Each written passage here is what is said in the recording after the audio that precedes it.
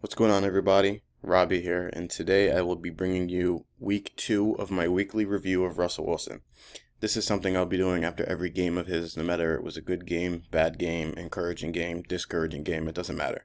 I'll be bringing you guys this video after every single game he plays, which is just going to be my opinion on how he played, and I'm going to highlight several plays that get the general idea of how he played. And you're going to see the good, and you're going to see the bad, you're going to see the average, you're going to see everything. So getting right into it, this is the first completion for Denver in the game. And it's a call that Sean Payton calls when he needs a play and he trusts the guy to get open. And the play is weak choice. This is something he's been calling since 2006 when he started his tenure with New Orleans. If he needs a play, this is one of the plays that he is going to get to. And it's just a choice route. So an option route, same verbiage for anybody who's familiar with option but not choice.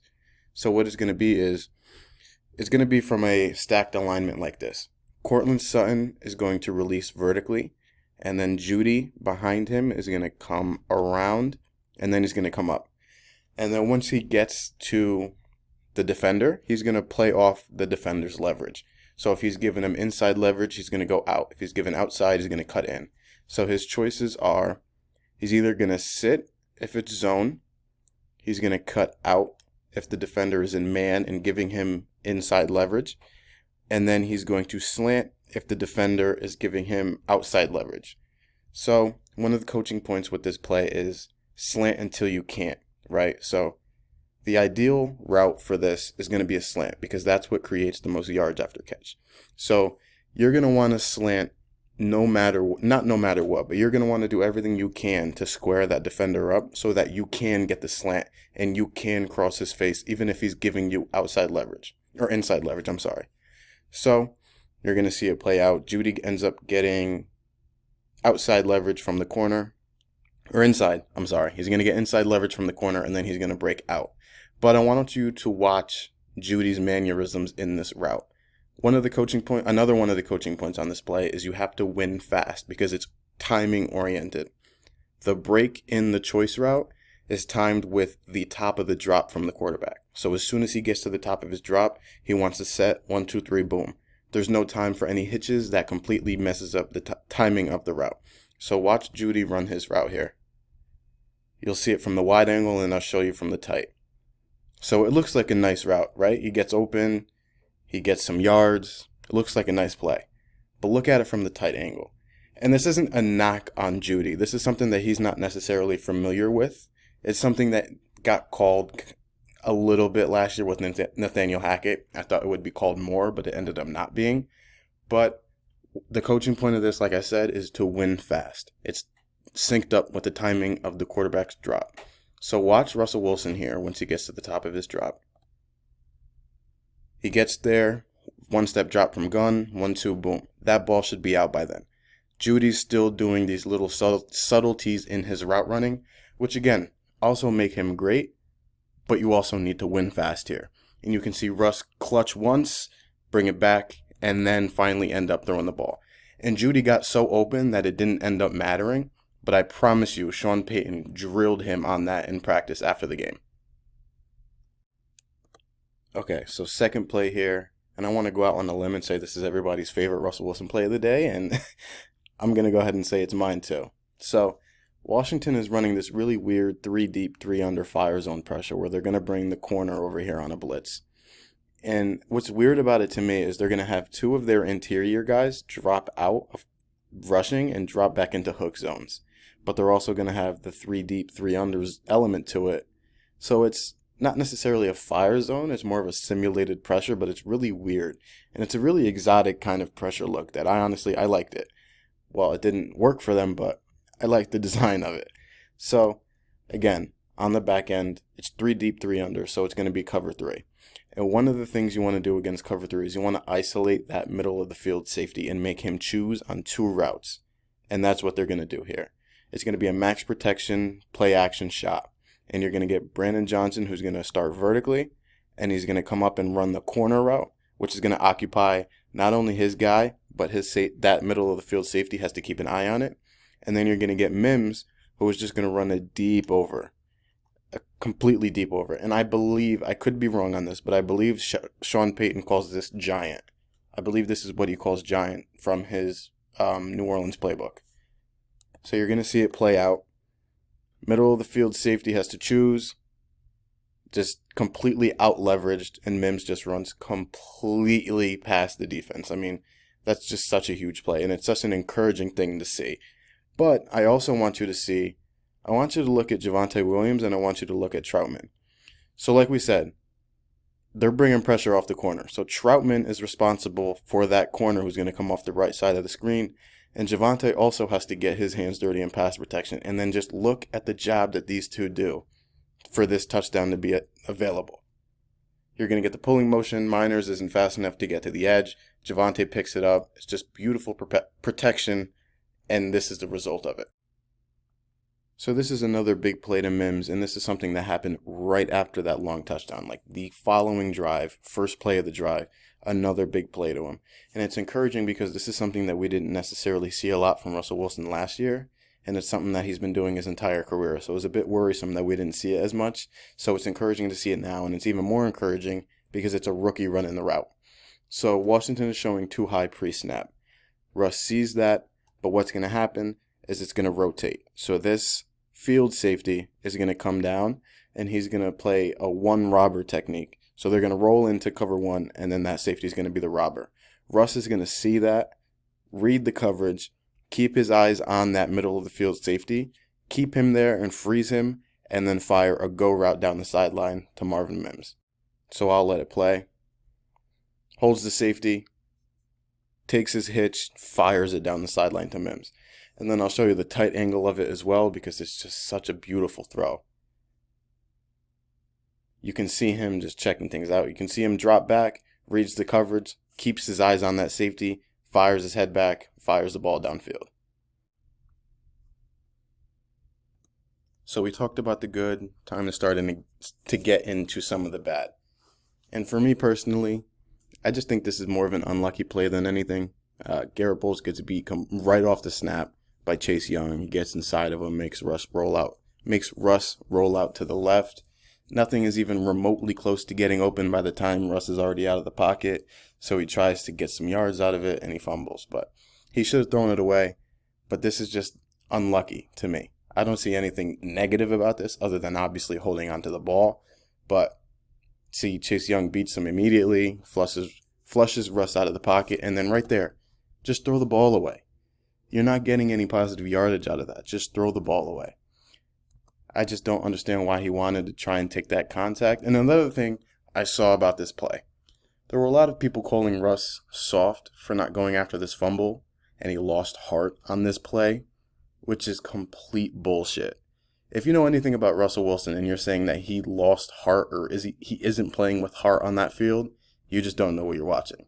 He thought he was down, just like everybody else in the stadium thought he was down, except for Washington. All right, so we get into the second half now, and it's super unfortunate because Russ played about as good as you possibly can in the first half outside of that fumble.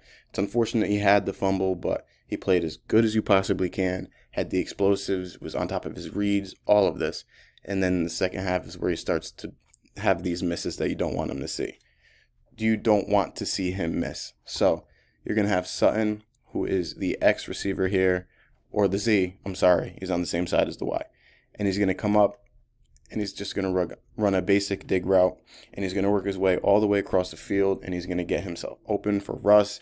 Russ ends up scrambling out to the right. Sutton's in his line of vision, and then he just doesn't throw the ball, and he ends up checking down all the way back to the other side of the field for no gain. So you'll see it. I'll let it play. Play action. Sutton works his way down the line. Russ is out there. Cortland is right in his line of vision, and his eyes just aren't downfield, and he ends up checking down back across the field.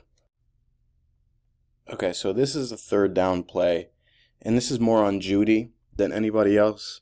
And, I don't want to harp on Judy because he had to play in the first half, and this is his first game back. But this is just a timing thing and a see it and read it kind of thing that they need to work on throughout the season. So first of all, this play design from Sean Payton is disgusting. So you're going to have Brandon Johnson, who's lined out wide, and then he's going to start his motion, and he's going to come in and get that head start on the route. It's going to be a drag route, You're going to see him get that head start that everybody sees Tyreek Hill getting, and everybody loves Mike McDaniel for being this innovator for it. Sean Payton calls it here, and it's partly to get Jeudy open on the choice route again. He called it on the first completion, and he's calling it here. The point man is going to release vertically to open up that open up that space underneath, and Jeudy's just going to be wide open. There's no one around him. And what's going to happen is Russ is going to think that Jeudy should sit right there. That's where he should be sitting. He just reads it, nobody's around him. Sit, stay still, make yourself a non-moving target for Russ, and boom, easy completion. Third down, get some yak, get the first down. What happens is Jeudy sort of drifts upfield on this route and rolls his route and doesn't really just sit where he needs to be. And Russ ends up throwing to where he thought Jeudy would be, but he ends up not being there because Jeudy kept drifting downfield. So it'll be behind him. He still catches it, but he ends up falling because it's behind him. Doesn't get up to get the yak, and I believe they were short on this play. So this is the interception, and this is just completely on Russ. Like, there's no sugarcoating this. This is on Russ. Looks like a miscommunication, but in my opinion, Russ is in the wrong for the miscommunication. So Sutton's going to be on a go route on the bottom of the screen. And what Russ is planning on doing is he's trying to work a back shoulder to Sutton, and he expects Sutton to be on the same page for it.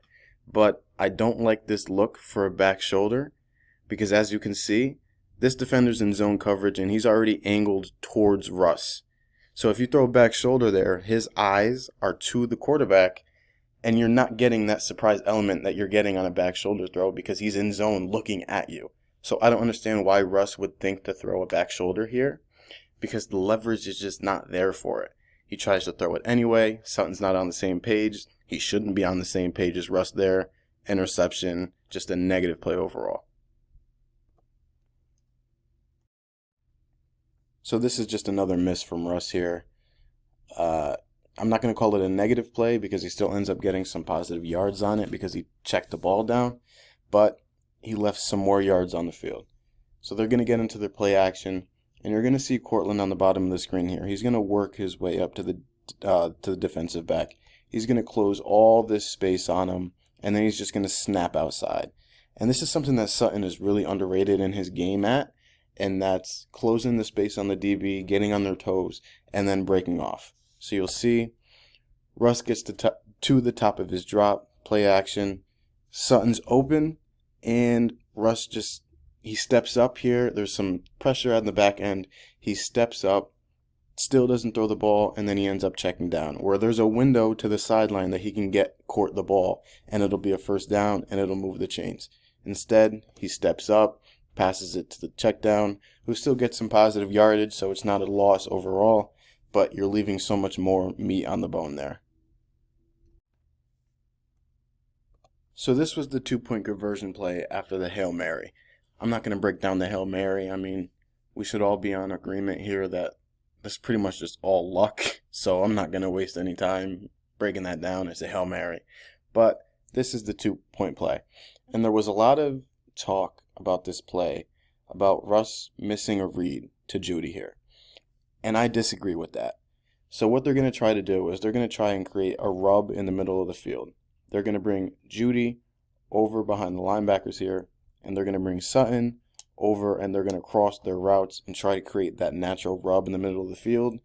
And Payton says that Jeudy was the main read here, which he may very well be, but you'll see, I'll let it play, you'll see Jeudy gets caught in the mud there. He bumps that linebacker. It's not a clean crossing route, so it messes up the timing of the play. And you can see Russ reading that middle of the field and reading that traffic to see if it'll be a natural rub. And yes, Jeudy does end up coming open at the end, but it's a 2-point play conversion.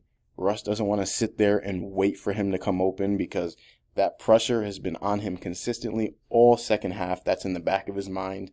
And you can say that's a negative thing, but on this play particularly, I don't think it's a negative thing because pressure does start to come in when he throws this ball. Jeudy's ruled out because it wasn't a clean route. He bumped the linebacker. It wasn't a clean rub. He works to his second option. Sutton is open. He delivers a catchable ball.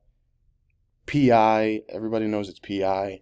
I'm not going to say they lost the game because of this, because they deserved to lose that game. They were up 21-3, so the PI doesn't matter. But Russ was in the right here, in my opinion.